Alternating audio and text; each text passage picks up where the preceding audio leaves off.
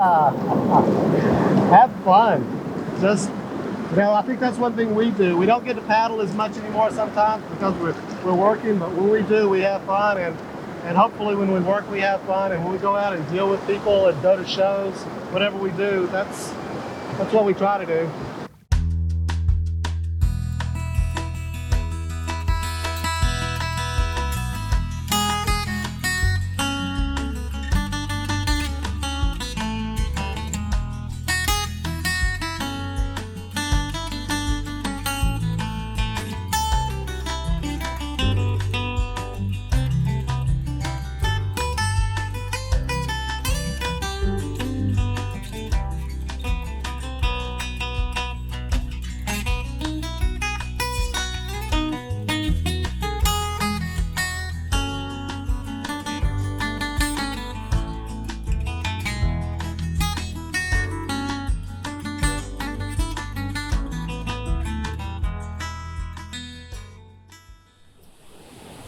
Folks, Joe Pulliam is best known as the founding CEO of Dagger Kayaks. He actually had partners in that venture.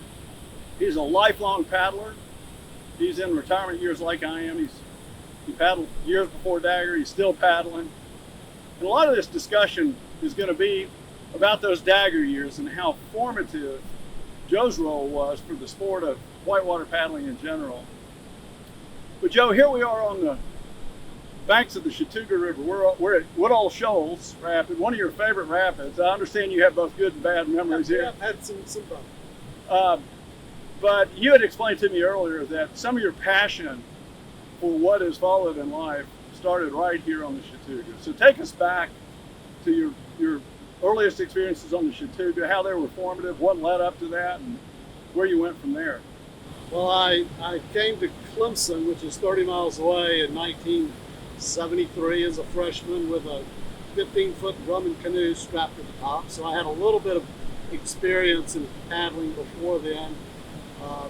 Pretty much all flat water, a little whitewater as in class 1, but I thought it was whitewater. So I came to Clemson and learned to paddle a little bit with some of the faculty there and some other students. And one of the first places we came, not the first, but one of the first, was the Chattooga, starting on Section 2. This was 1973, moving on to Section 3 later that year.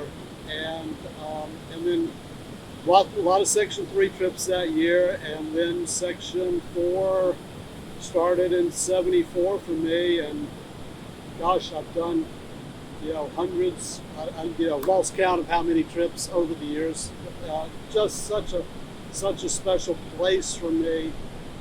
I've been attracted to rivers all my life. Before coming to Clemson, the Richard Russell Dam was being built on the Savannah River, which the Chattooga is the major tributary to. And in high school, I was writing letters to congressmen and urging people to vote against politicians who supported the Richard Russell Dam. So my interest in river preservation, rivers in general, and then the Chattooga goes back a long time. I've been paddling here for 47 years now, and I've seen it at all different levels. My first day with my wife was paddling Section 2 in a Grumman canoe when I was on crutches. Well, any romance that starts in a canoe that still endures is meant to be. I've got one like that as myself. Yeah, that's a good sign. And we still enjoy canoeing together, and although she's not much of a whitewater paddler. But the Chattooga is a very, very special place. And I know it's special to me because of the amount of time I've spent here. And one of my favorite things to do is to show people this river and what I know about it, but also to learn from others what they know about it. And I still, every trip down, I believe, I learn some new nuance, whether it's a rock I've never seen or a new slot to run through a rapid. And just so thankful that this river is here and that it's protected. It's a river that can be run at all different levels, and there's built a culture was built here, I believe, probably starting in the 60s, I don't know, but in the 70s, this was a bit of a counterculture spot. Yeah. And I honestly don't know how much that continues through to today. Well, it's amazing to me, Jeff, just traveling here once or twice a year like I do. When I drive into Chattooga country, especially here on the South Carolina side, there's been very little development. Yeah. Very few subdivisions or suburban type sprawl making its way here. And it's more like it used to be than just about any other place I go, except the wilderness. And the wild and scenic corridor here is, of course, protected as wilderness, which is a really big deal. You mentioned earlier starting your paddling endeavors up on Section 2, and for folks that aren't familiar with the Chattooga, first of all, we are on the state line between Georgia and South Carolina. The river is the boundary. The North Carolina line, the freeway state line, is only maybe 25 miles upstream of here. Section 2 is Class 2 with a little Class 3. Section 3, definitely a few more Class 3 rapids. And Section 4 gets into some significant Class 4. We used to call them Class 5, and maybe they would be at certain water levels. But it gets progressively worse. So what I'm curious about, Joe, you talked about bringing an aluminum canoe here. Now, how many months did the aluminum canoe last as you learned to paddle? I was so intrigued by kayaking that I could not wait to. That had so much more sex appeal to me at the time that I was so excited to get out of a canoe and into a kayak, even though we were paddling deck C1 and C2 as well. But I've had bad knees my whole life, and that is not a great mix. So what was it about kayaking? You and I have good friends who started in canoes and never moved out of canoes, but many of us, and I'm like you, I've migrated to kayak pretty quickly. What was it for you about kayaking that grabbed you? I think part of it for me was that it was different. People didn't know what it was, didn't understand it. People would ask me, "What are those? Why have you got a pontoon tied to the top of your boards on top of your car?" And boards, because that's what our racks were at the time. Boards on top of quick and easy brackets. And I wanted to be different. I had this streak in me that didn't want to be ordinary, didn't want to do what everyone else was doing. And canoeing still had a little bit of that. That's what you learn in Boy Scout camp, although I never did. Feel to it. Kayaking was different, and I had a friend, his kayak was a pole boat, but I had a friend who had a kayak, and I thought that was a friend of my brother's, that I thought that was really wow. That just had a wow factor. Yeah. That was really special, and I was fortunate enough to be able to meet people that not only were paddling kayaks and helped me learn. They weren't the most skilled people, and nor did they provide the best kind of instruction that people can get now. But they were good mentors, and also met people who were interested in building boats early on. So, and we're going to talk about the way you found yourself in the industry of manufacturing canoes and kayaks a little later in this video. But one of the close friends that you paddled with a lot during your Clemson years was Bill Masters, right, who was enthusiastic like you were. And as we'll discuss later, Bill Masters was the founding owner of Perception Kayaks, where you worked eventually. Right. But your passion and his passion for kayaks, it's interesting to me to watch the way Perception evolved and the way Dagger evolved. Canoes were part of the original efforts, but the evolution of kayak designs and technology was really the bigger story with both of those companies eventually. And so, having been a canoer, but really enthusiastic about kayaking, I suspect has something to do with the trajectory of Dagger once you got into it. Oh, absolutely. I think in our era of starting to paddle, late 60s through the 70s, most people on the East Coast have been started in canoes and then maybe did or did not translate that into the kayak realm. That certainly was what appealed to me, and it just became part of my life to be at the Chattooga virtually every weekend year round. Yeah. In my years at Clemson, and it's ebbed and waned, I guess is the right way, over the years, but it's never going away. This is where I want to be as much as I can. Well, one thing that intrigues me about the evolution of the industry, and I was in the whitewater outfitting business, and a little bit like you, for me it was like, I want to be in a place that I can kayak a lot, and if I have a rafting company, then I can paddle on the side, and that's kind of the way it was all along. But there are these very famous stories of industry pioneers, and you're a pioneer in the whitewater kayak manufacturing industry. But Yvon Chouinard, who was a notable climber that has many first ascents, founded what became Patagonia.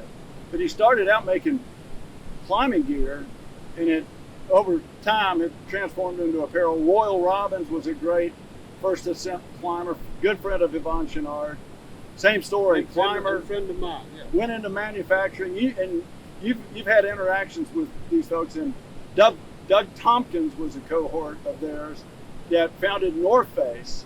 And those three were on expeditions together in South America and elsewhere. But that has been a very special thing about the evolution of outdoor gear, in my mind. The people that started these groundbreaking companies, including you, were so passionate about the sport that led to technology and design, and it's why we are where we are today. Well, I think we all started off, and I know Chouinard did, and we started off making product either because we couldn't afford to buy what was available or what we wanted was not available. So we figured out how to do it ourselves, and that was definitely the case here.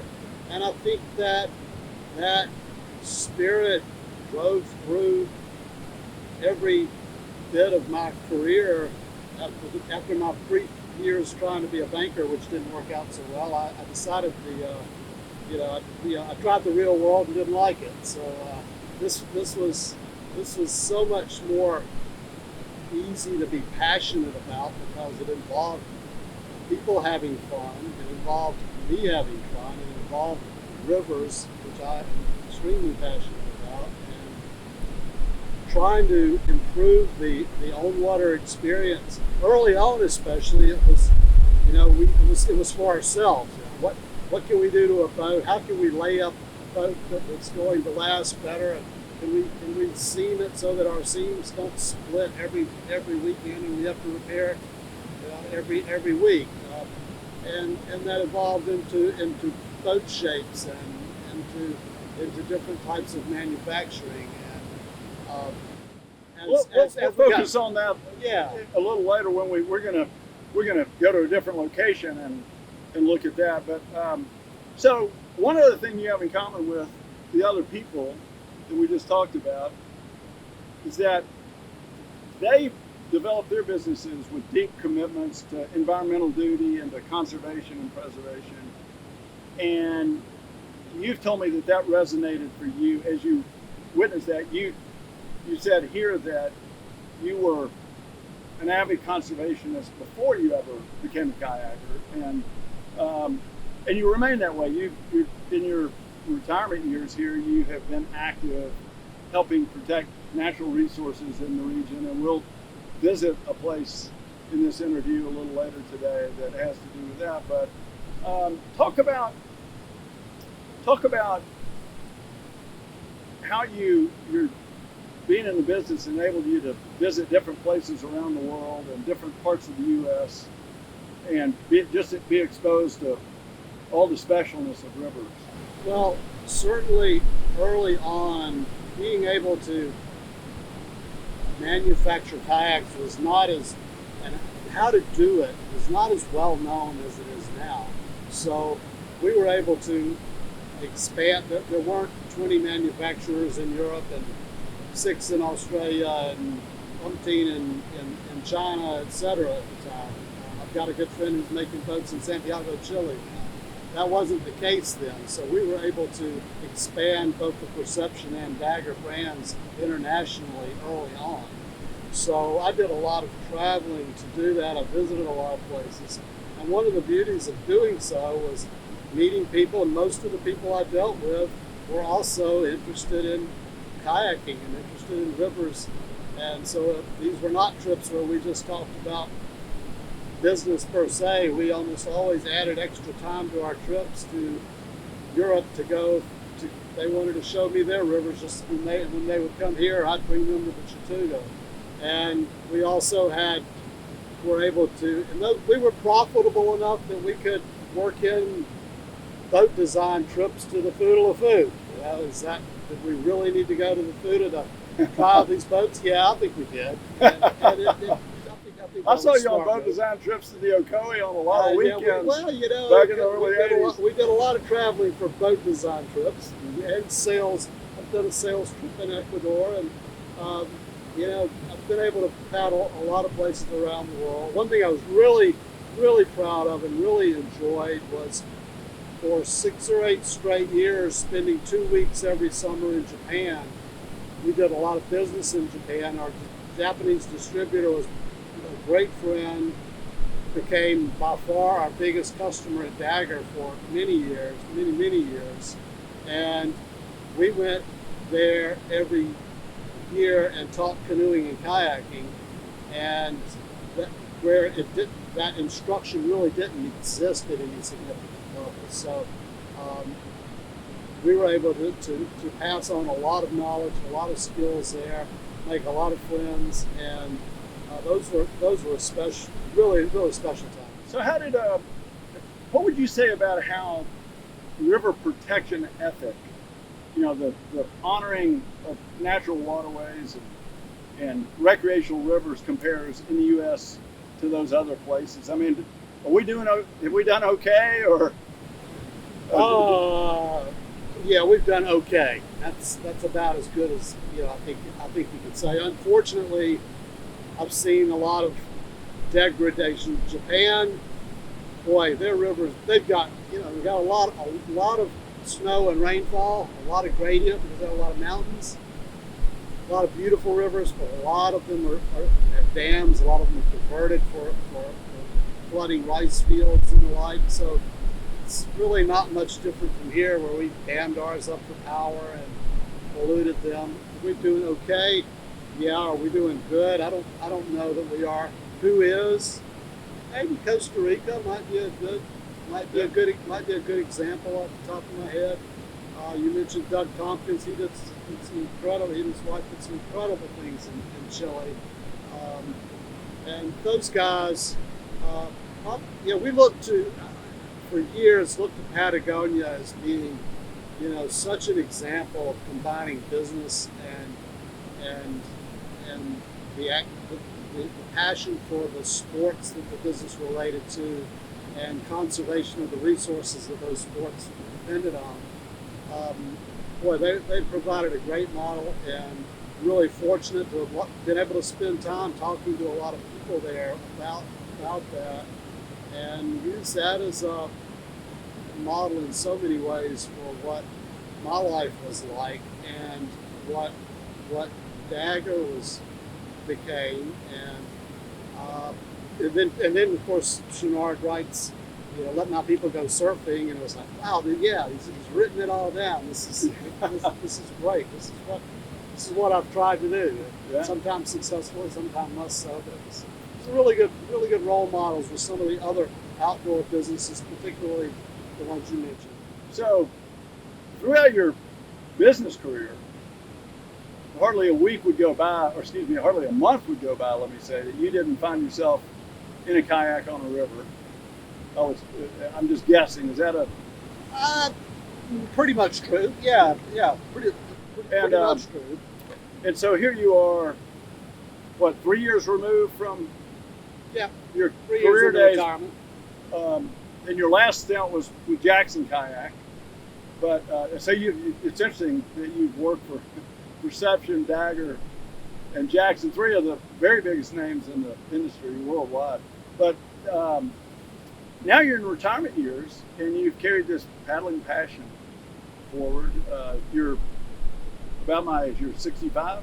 I'll be 65 next month. 65 on Medicare. Woohoo! Sign up. I got a gotta little think less about than that. you. So, but you've carried this passion for paddling with you into these years, and you still got boats, and we're going to hook up and go to the Ocoee. Yeah.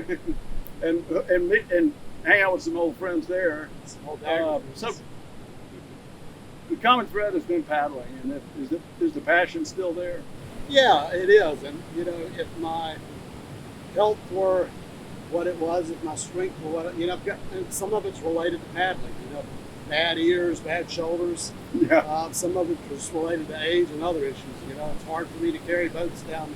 Carrying a boat up the hill here at Woodall, I would have a hard time walking. Yeah, I for a struggle couple of with it. days. You got knee issues, I know. Got knee issues. So that are I bad. promise It's you I would more- carry your boat for you. I have people that do. Yeah, and I well, I'm one of them. And I appreciate that But, very much. But the drive to paddle, and it's changed. I mean, there was a time when I wanted to be in the very elite paddlers. You know, I wanted to be one of the very Athletic best. and and yeah, be progressing and do what anybody. I didn't want anybody else to be able to do something that I wasn't going to try to do. And, you know, that is long since passed. Joe, the paddling specific efforts you've made sort of beyond your industry roles. You've been on the board of the American Canoe Association, American Whitewater Affiliation. Talk about why that was important to you. Well, why was that important to me? I spent probably 12 years, I'm guessing, 10 or 12 years on the ACA board. At one point, the ACA was extremely involved in enforcing the Clean Water Act. Yeah. You know, we did filed a lot of lawsuits, did a lot of work on behalf of a lot of waterways.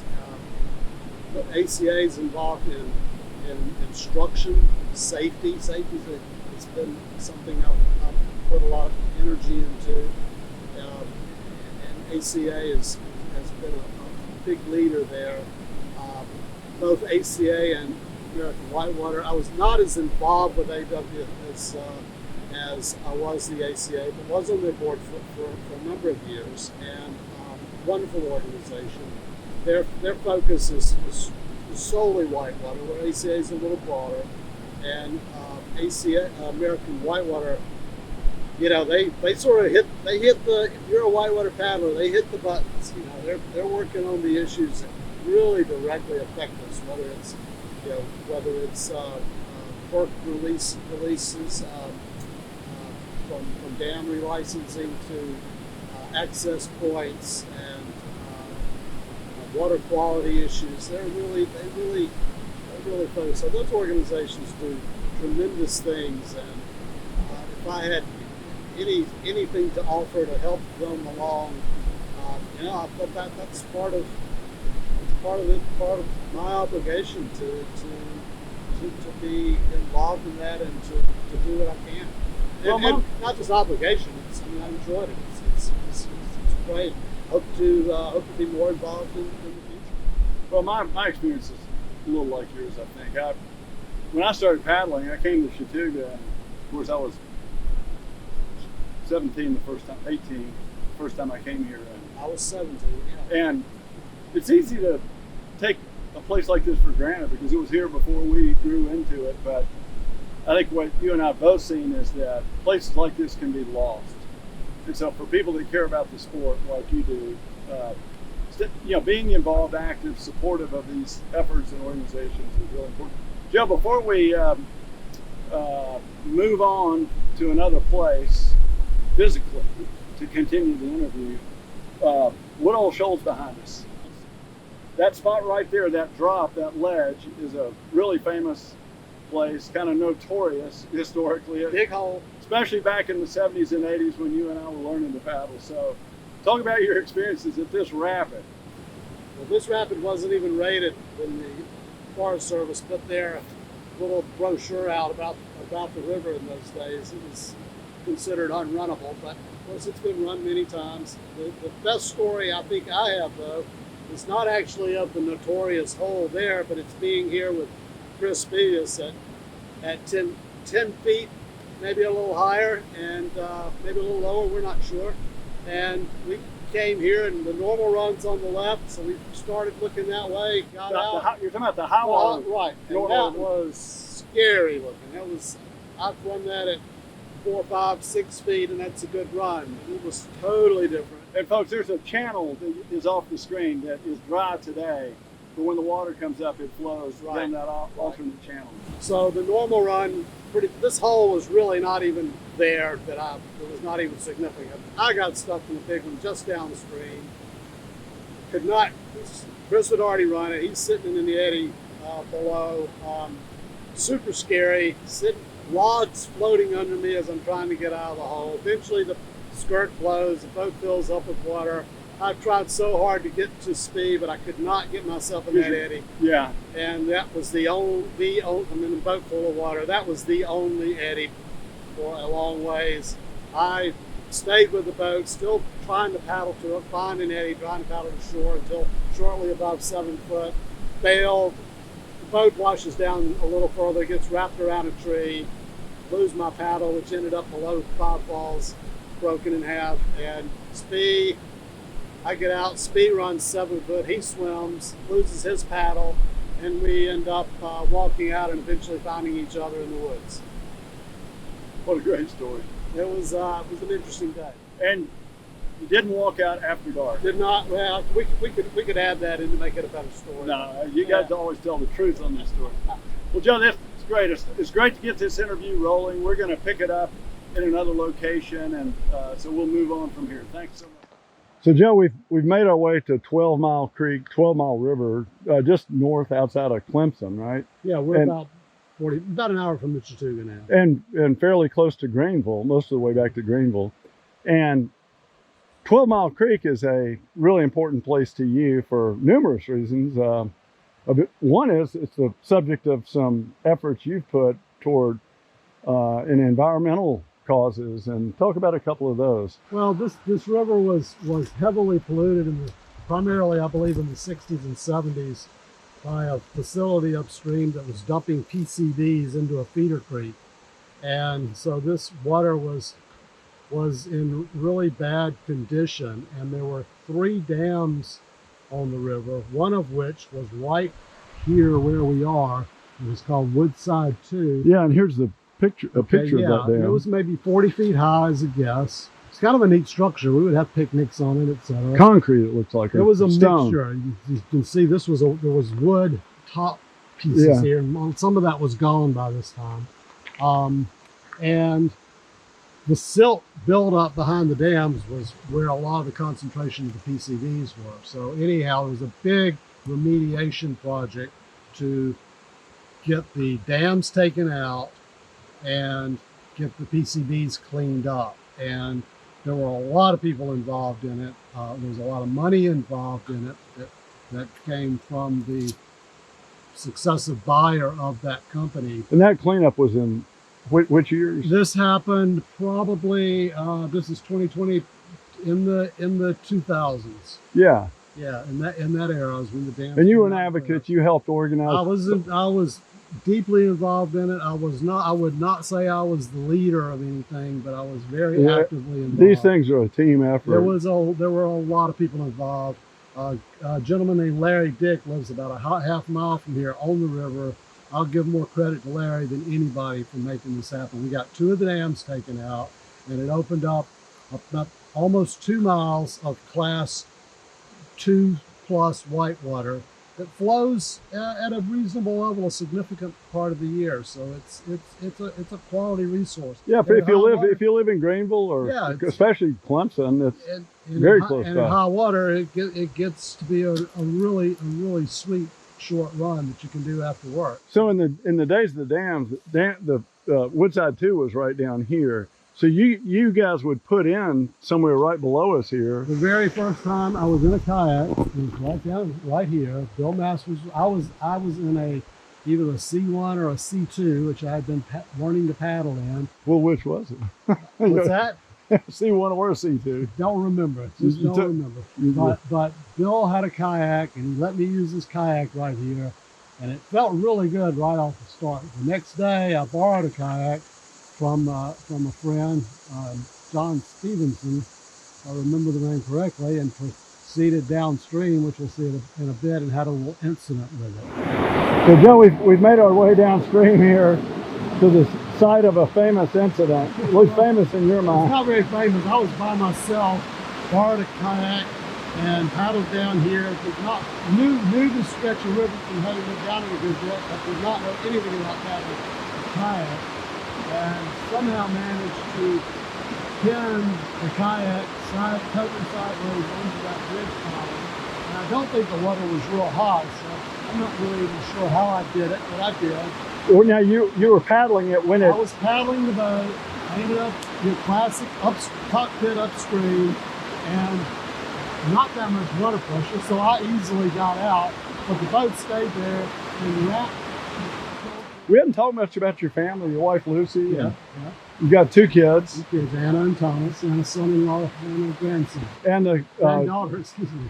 And your kids got into paddling a bit, right? Yeah, neither of them took it nearly as seriously as I did, but both of them have paddled the Chatunga and knew, banana hayride and runs like that, and both of them have paddled 12 mile, and still occasionally when they're in town or we're together, we'll say, "Hey, Dad, you interested in going kayaking?" So that's nice, even though they haven't pursued it as their passion. They have an interest in it, and both have developed a real strong outdoor ethic. Thomas lives in Seattle now, and I know last weekend was out camping somewhere on the beach on the coast.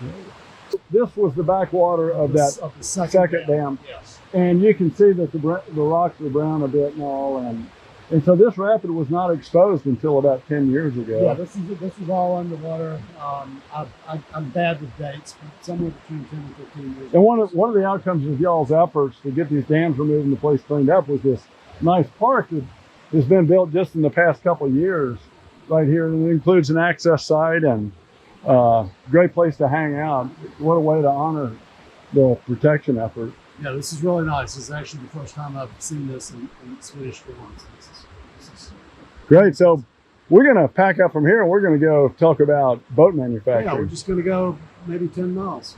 Joe, here we are in downtown Liberty, South Carolina, which is the home of Perception Kayaks originally. And across the street, Clardy's garage and Clark's Cabinets. This was where Perception sort of started, before it was called Perception. And it was in the days of fiberglass. Talk a little bit about that. So in probably 1974, we moved from making boats in Bill Masters' backyard, maybe 1 mile from here, to this building. But this building looked nothing like this. It was very bad shape. It had most recently been a laundromat, and there were still a lot of the washing machines and all were still in there. There were big holes in the floor, so if you had to relieve yourself, you could do it right there. There were also, unfortunately, big holes in the ceiling. So the whole idea, as you can see now, we're going to have a shower this afternoon. We were trying to get a place where we could make boats in when the weather was not ideal, and this was the first attempt at that. And it was a big step forward, but it still had a lot of issues. I think Bill rented this for something like $1 a month, and we were so excited when he found this. We would drive over most every afternoon. We would either go play on 12 Mile or come here and help Bill build boats. First in his backyard and here. little later, we kind of got less interested in making boats and more interested in going to the Chattooga. Yeah, I know how that goes. So again, this is your college days, and you were supporting Bill in his business endeavors at that point. Perception doing rotomolded plastic had not yet happened. So we've made our way into this alley about a half a block from where we were, Joe. Right. And this is the second formal location. This green building with the garage door is the second sort of formal location for the Bill Masters operation.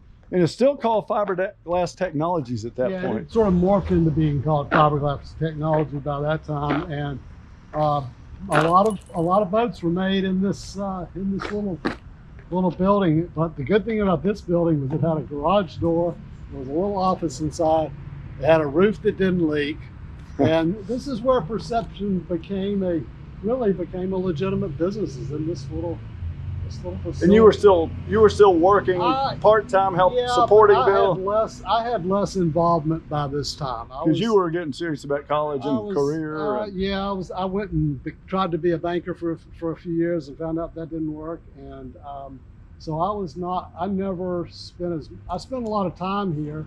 I remember we used to have that other side of what is now the garage door was just a slider then. Was filled with holes from throwing knives at that door. And there was a letter posted on the bulletin board in there that I still am fond of, and you can edit this out if you want, but it was a letter, and it said, "Dear Bill, I'm a son of a bitch. You're a son of a bitch. We're two sorry sons of bitches. Signed, Jimmy Snyder." Jimmy Snyder from Pennsylvania.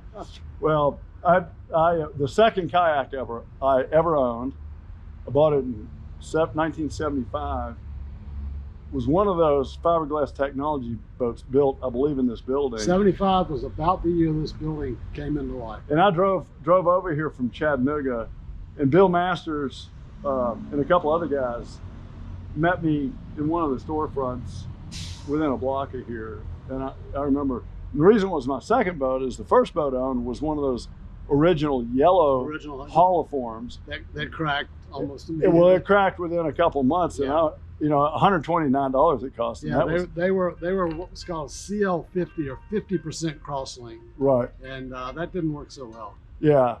So then I got the Victor design. Oh yeah, Victor was a Mark IV. Yeah, Mark IV hull, and pretty much a Mark IV deck. And that, I destroyed that after about less than a year. And by then the white holoforms were out, which was a better kind of polyethylene, and not any better of a boat, but a better the same design, less fragile. Yeah, it still kind of had a Mark IV hull. Well, great. So we're going to go on to the next Perception place. Okay. Yeah. Let's do that. We've made our way a little toward Easley from Liberty, still outside Greenville. And this is the first place that Perception kayaks were rotomolded. Well, that's mostly true. Actually, the very first quest we rotomolded by an outside molder. It was in Latta, South Carolina. It was where the dancer originated, and the Mirage, the Quest, some pretty. And again, the storyline here is that, Joe, you were the sales manager in this building for Perception. Yes, you went back to rejoin your friend Bill, right, and help him formalize this company. And Pete Jett, who was my former college roommate at Clemson and one of the founding partners with me at Dagger, ran the manufacturing. I ran the marketing and sales. Joe, Perception moved here and was here for quite a few years at that point. Right, moved here in 1987. I was still running marketing and sales for about I worked here for about 1 year before leaving and eventually starting Dagger. Yeah, and so your office was in here, and this was a complex of 3 buildings, including this one. Not at that time. That was later. The 3 buildings now. Yeah. Oh, okay. It expanded to 3 buildings. Yeah. And you left Perception then, and we're going to talk about Dagger very soon and get into that. But Perception, in fact, stayed here until the day that both Dagger and Perception were acquired by Watermark. That is correct. And that happened in which year? 1998. And you started Dagger in 1990. 88.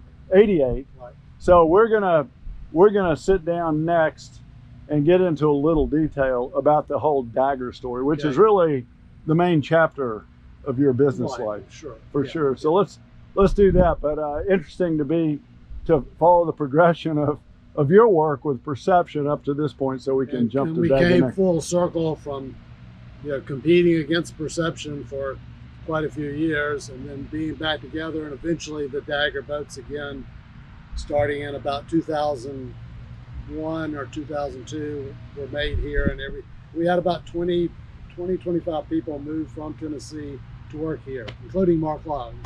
Oh, really? You got Marc to move to Marc had an apartment right down the road. I did too. A lot of us did. Oh, great. Well, we came right by it. Well, let's go to the next step and dig into the Dagger history. Okay. Here we are at Sunrift Adventures, Travelers Rest, South Carolina, right just north of Greenville.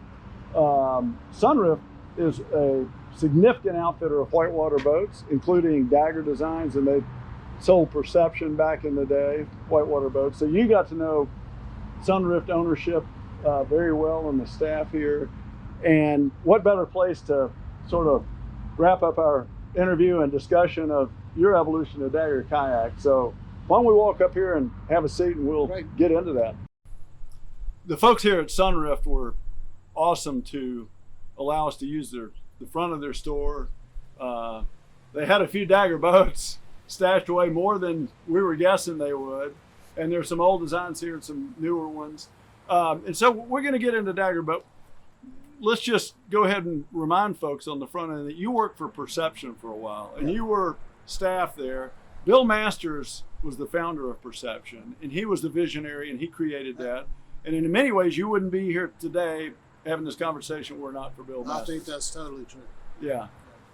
And so the history, the places we've been, the history we've covered is sort of leading up to your involvement with Dagger. So Dagger was founded in which year? 1988.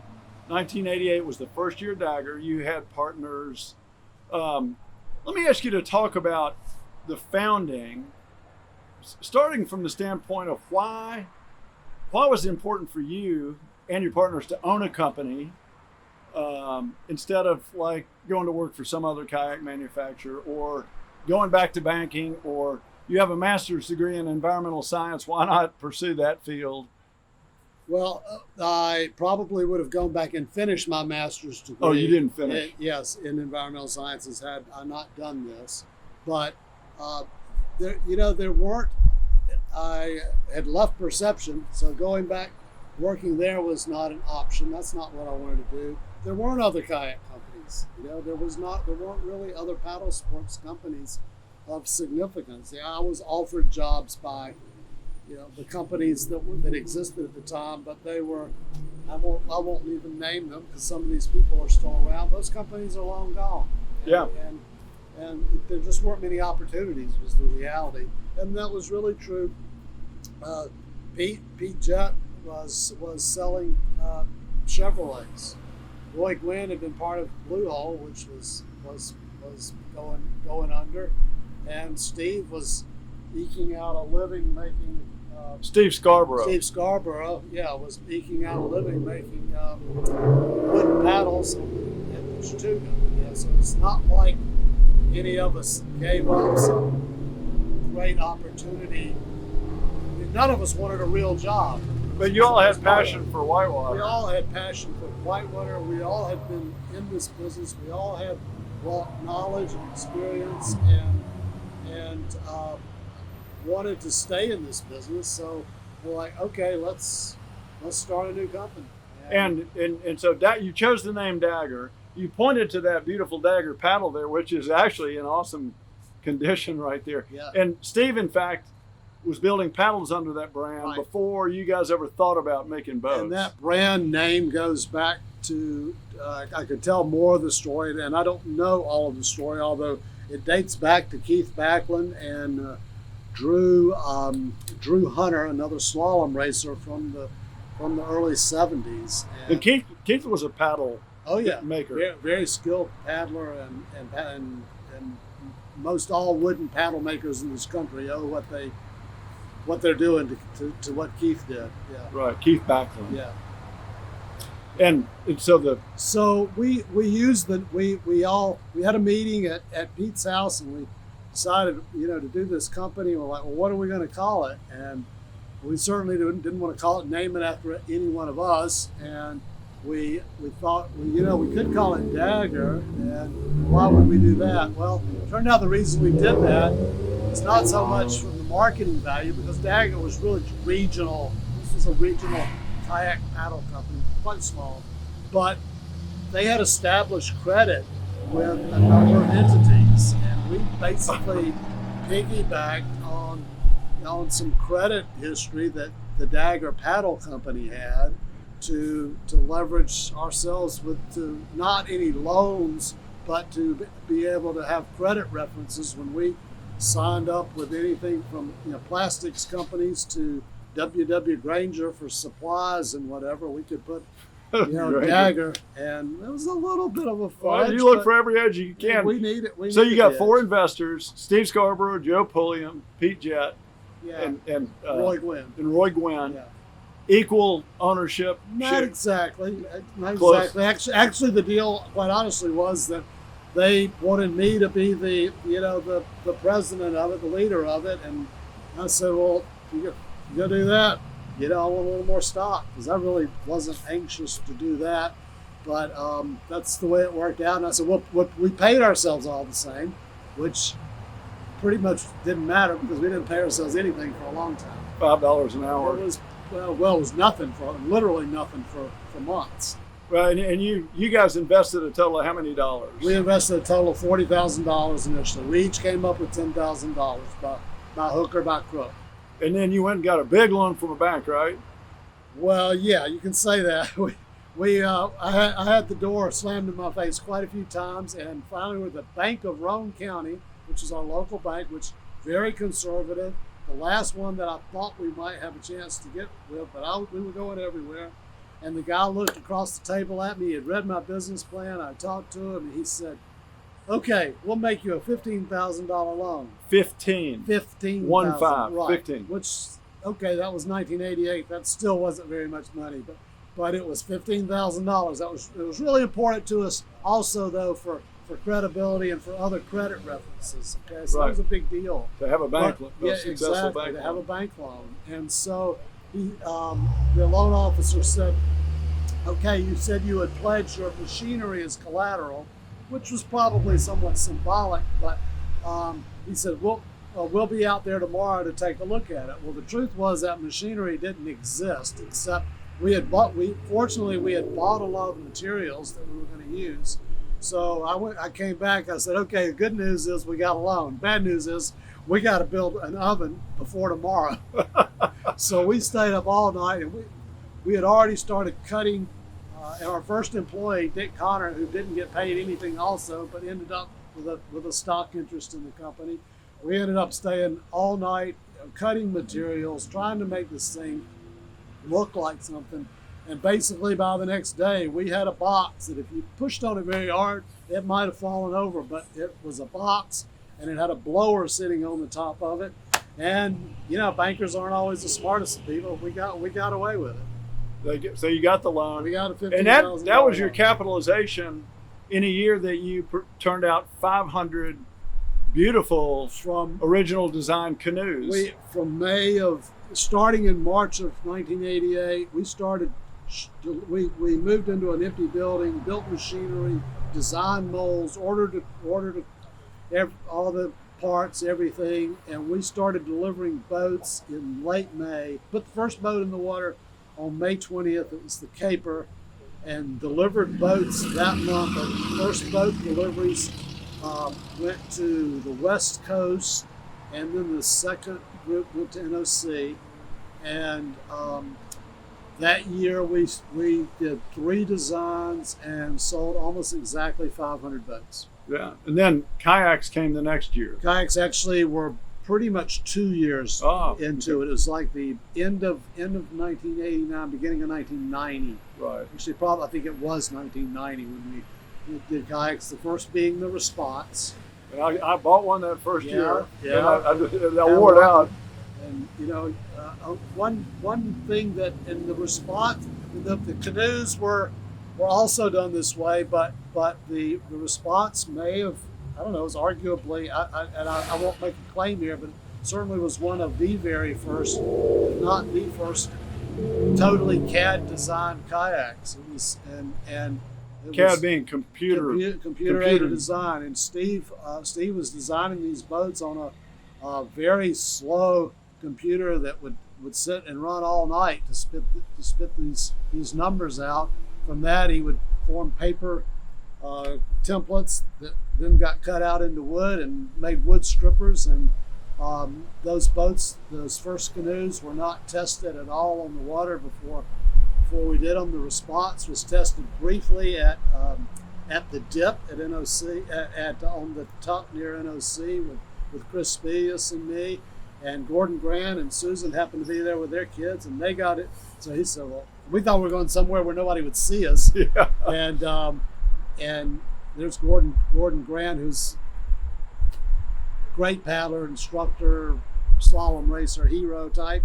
And he says, can I get in it? We're, yeah, get it. And Gordon likes it, so we got enough courage and positive feedback to take it over to NOC, and we had quite a few people paddle it on the gates there at the center, and came back so excited that people liked what we did, because the dancer dominated at that time, and Perception had just come out with the Matrix. Is that right? Yeah. No, the Corsica. Corsica and Matrix were Matrix similar. was a later version of the Corsica. Yeah. Corsica, but the dancer still ruled. It dominated, and we wanted to do something different.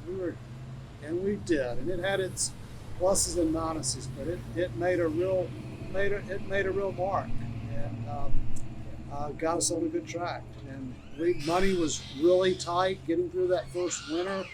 When we were going back a little bit, this is pre-kayaks.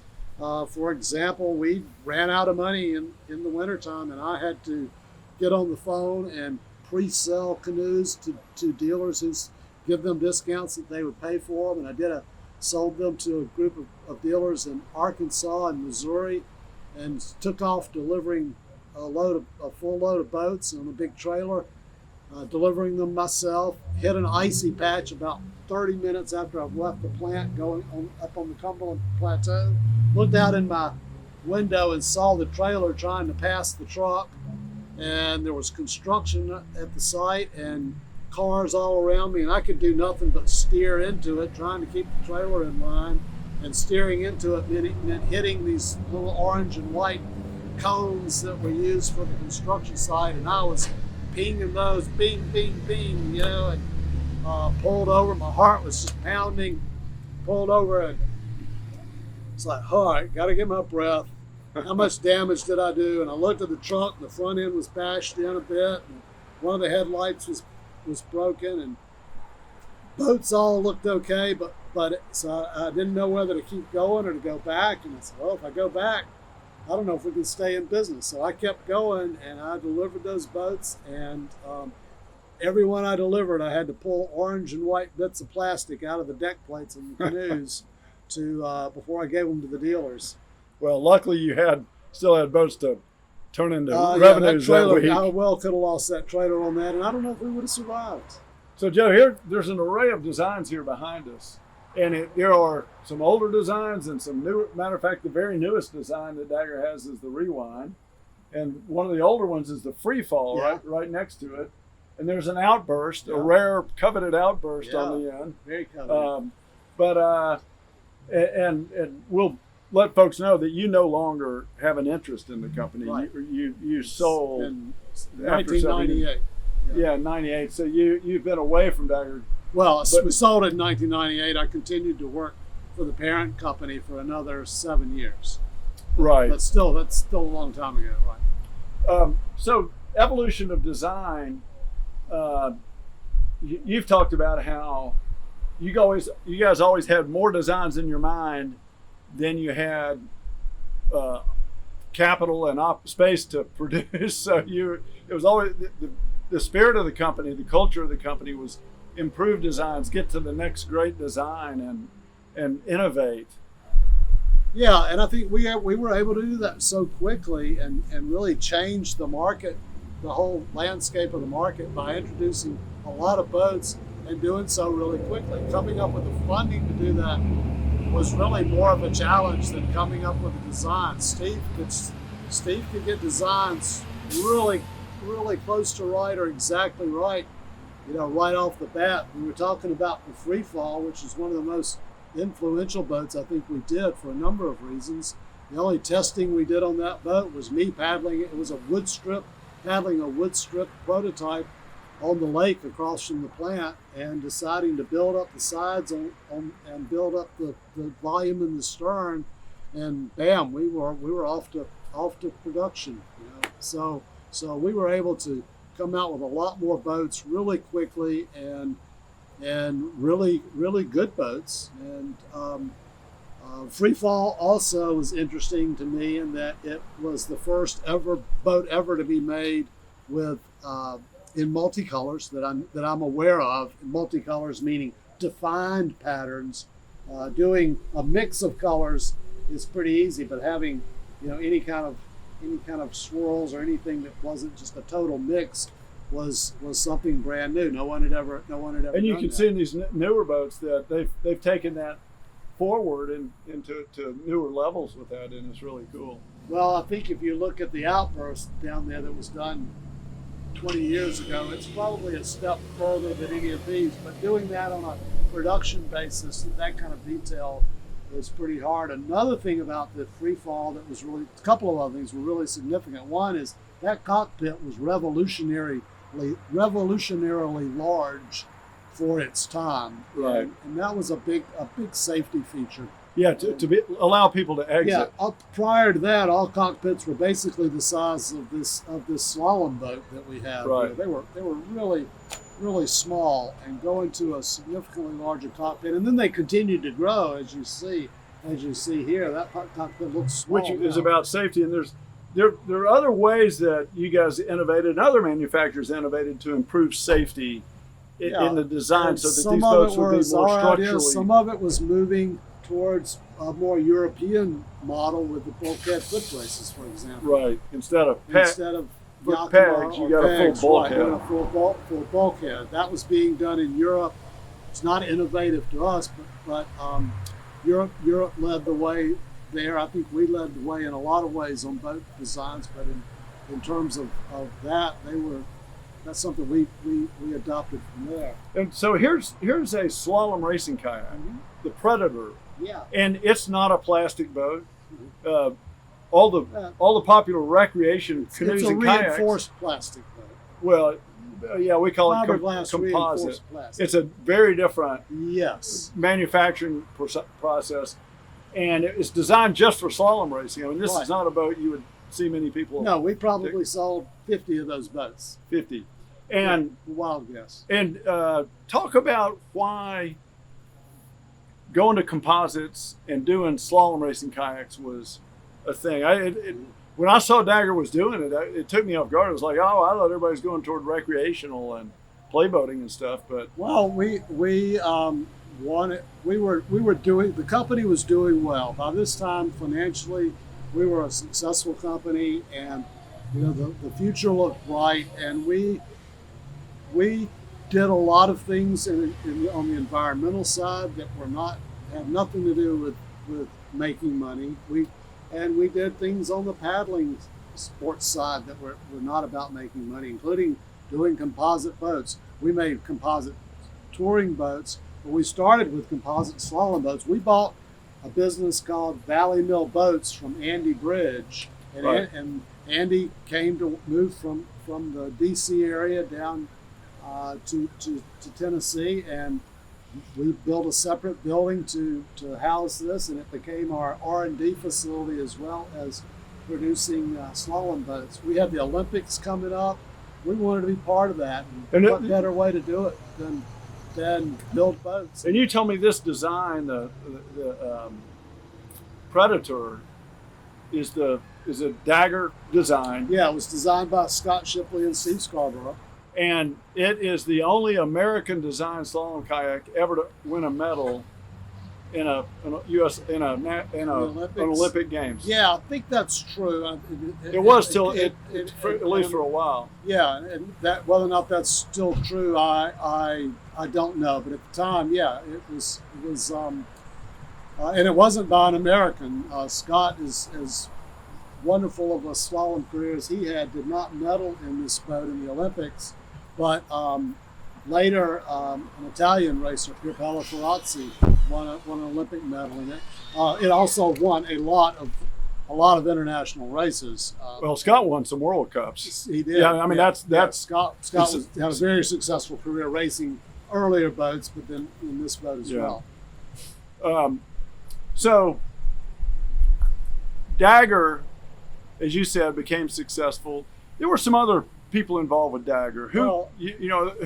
You mentioned that Chris Spelius was influential, both as a paddling friend of yours, but also in helping out with designs. And there were some other people involved in Dagger. Well, again, four of us started the company: myself, Roy Gwynn, Pete Jett, Steve Scarborough, and we had other people that became shareholders in the company because we couldn't pay them enough we didn't have the money largely to pay them, and also because we wanted them to be part of it. And that I may not even get all the right people here. David Rose, really influential in our early sales programs. Our first sales manager. Andy Bridge brought us the composite. That's how we bought his business. Doug Reagan took over sales from David, who went on to become our IT person. I'm sure I'm missing somebody here, but Dick Connor, our very first employee. So we had quite a number of people that ended up here being shareholders. But golly, we became the place that everybody wanted to work, and we really had our pick of getting good people. And we had a guy named Mike Steck, super smart, super brilliant marketing. Has gone on to have a great career in marketing. He started off working for us, seaming boats, composite boats. That's like the worst job in the company, is seaming composite boats, sticking your head up in these boats and seaming them on the inside, because he wanted to work for us. Yeah. And ended up doing great things for us in marketing. Tom Wyndham was great in marketing. John Rose and David Rose, Mark Lyle, our team people were just, we had a phenomenal group of team people. Well, to be a preferred place to work, to be a business owner, leader, and have people want to come to work, there's nothing better than that. It was wonderful, and we really could seem to be able to just pick and choose who we wanted. That's a little bit, that's hardly an exaggeration. That's almost true. And boy, I mean, I could go on naming names here, and I would still leave out people. It was a wonderful time. And so Dagger went forward, and I think you've said before that there were different times when you guys were approached with purchase offers. Yes. And finally one came along you couldn't say no to. Yeah, we actually, we had one shareholder who was wanting to divest interest in the company, and that was putting some burden on the others. And because we were having to buy that stock to keep it from going out, and we were all, we had grown so much that we had millions of dollars of debt to support this, and wait, I thought you said you had $15,000 in debt. That changed over the years. It started at that, and we became a very good customer for some banks. And, okay. I think our revolving line of credit got up to be $6 or $7 million, and that doesn't count mortgages on buildings and et cetera. And we were personally guaranteeing all this debt. And when we started this company, people say, well, how did you risk it all to start this company? Well, the reality was we didn't have anything to risk. We didn't have jobs, and we didn't have any money. But it was like it was kind of great. It was like we had nothing to lose. Well, here, fast forward, 8-10 years. Now we've got something that's got some real value, and people are coming to us and saying, they'll pay us millions of dollars for this. So we've got families to feed. We're still paying ourselves very low wages. And the business, what a lot of people don't understand is that businesses are at risk. Even at that successful stage, things can turn. And there are kayak manufacturers that have gone out of business. Yeah, that's some very successful companies that are no longer in the outdoor world. Some very successful retailers. So you ended up being approached by a company called Watermark. Well, we didn't have a name at the time. But some investors that we were approached by a group of investors out of Atlanta who actually were funded by a group of which became known as Crescent Capital. We were their first acquisition. They went on to make many acquisitions. The names of a lot of the companies are names you would know. Outdoor consumer products, outdoor sports. Caribou Coffee, for example. Oh, really? National man. Church's Fried Chicken. But Dagger was the very first investment they made, and that same evening, several hours later, we closed in the same law firm in Atlanta, closed and purchased Perception. Put those two companies together, and that was Watermark. There was an article in the Wall Street Journal. There was. That told the story of how you were on one floor negotiating. Yep. Dagger was on one floor negotiating that sale, and Perception was the owner of Perception. They were like 5 floors under us. We were. And you each wake up the next morning to find. Well, no, I had known for months. And it's not like this was a surprise to us or to Bill Masters on the other side. But it was a surprise to the paddle sports world. That's for sure. It sure was to me. I was involved in the Nanahala Outdoor Center at the time, and it was like, wait a minute, your two biggest boat vendors all of a sudden are one. Yeah, and we were fierce competitors. And but you remained on board with Watermark as the chief operating officer, I guess, or the president of the brand. I was the president I retained the position of president of that title of president of Dagger throughout. I had various titles: executive vice president of business development, because I started doing work on the Yakima side as well, trying to look how to take that global. Yakima racks. Yeah, we bought Yakima racks. Watermark did. Watermark, which actually had, in a past belonged to good friends of mine, Don Banducci and his wife, and Steve Cole, who I ended up working with at Yakima, and but I continued on there for 7 years. The first 2 or 3 years were pretty good. We were growing and it was fun, and but it became more and more focused on just profit. The market was getting more and more crowded. It was harder to make money. We had a couple of real gaffes that nobody ever knew about, including an employee who stole. I think it was right at $2 million from the company in a scheme who ended up going to jail for this in a scheme involving freight. Oh wow! And we had we were scattered all over. We were in Arcata, California. We were in Southern California. We had we made a lot of things at a plant in Tijuana, Mexico. We had a life vest company in Idaho.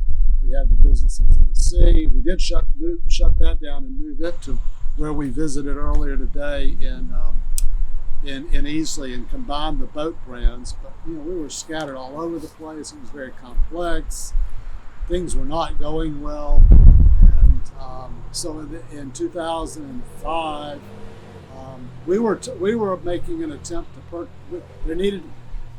there were too many boat companies. We were making an attempt to purchase Confluence, which was the other big player at the time. More consolidation. Yeah, more consolidation, and in the end, they flipped it around and said, "No, why don't we just buy your boat brand?" We sold the boat brands, so I made my exit when the boat brands were sold, and my parents were dying at the time. It was a really challenging time for me personally, and they both died about 6 weeks apart. My uncle, who was attending my mom's funeral, was killed in a car accident attending the funeral, so it was just a tough time. But I was approached by a number of people saying, "Hey, Joe, do you think somebody could help me, and I just did not want to go to work. So I thought, well, I'll help you on a part-time business. So I started a little consulting business, working mostly with companies in paddle sports. And I worked with some really great companies. Werner Paddles was one, Novacraft Canoes in Canada. But the biggest and most significant one was Jackson Kayak, who I worked for close to 10 years and played a really significant role. I felt what I brought to the table there was a lot of things they needed, and worked really well with Dave Olson, the CEO there, and Greg Jackson, and EJ that people know, and with Tony Lunt, who was the main shareholder. And we had a great team. We brought in a number of the Tony and Terry Lee and John Rose and a number of other people from the Dagger days to work there at different times, and it was good times. The market had changed a lot though, and the culture there was quite different. It made for some challenges, but the market had just gotten to be much more competitive, and quite honestly, just harder to make. It's harder to make money in the kayak business these days. And that it's continually been that way. I mean, it's more difficult now than it's really, ever been. Really tough. And the sad part of that is that the companies are no longer investing in the sport like it was. Nobody's going to do something like start a composite business and make slalom kayaks now. You don't do that to make money. Doing a lot of it, we did a lot of environmental projects and work. Did a lot of things. Did a lot of work with Subaru and Nike just to promote kayaking and Whitewater as a sport, and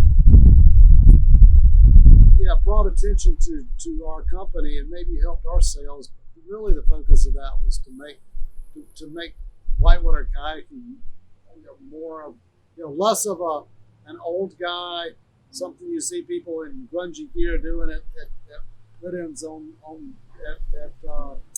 at bridges, to something a little more mainstream and a little more visible to the public. And that's just tough to do when you're scrambling just to try to make money. Oh yeah. Well, Joe, your contributions to the sport are enormous in different ways, but especially in the way you've helped introduce people to the sport, as you just said, encouraging them to get out on rivers, making sure they have safe, durable boats to enjoy, and that in turn helps people appreciate the need to protect these rivers. And as we talked earlier in the interview today about your passion for protection and your own passion for recreation, all this comes full circle. Yeah. No, and it continues. The passion's still there. Yeah. And it's still fun. It's still the paddling, calling my congressman and saying, the big one we just got through was the Great America Outdoors, and full funding for Land and Water Conservation Fund, and my senators and congressmen were tired of hearing from me about that. Well, we may not see you involved in another manufacturing company, but I bet we'll see you on the river. We're planning on it. Great. Well, Joe, thanks so much. And folks, again, this is a production for Southern Appalachian Paddle Sports Museum. The interview with Joe here is part of a series that we hope you'll look further online. You'll find other historic personalities and a lot of my heroes. Yeah. And so explore further, if you will. And Joe, thanks so much again for spending the day with me. Thanks, Mark. All righty.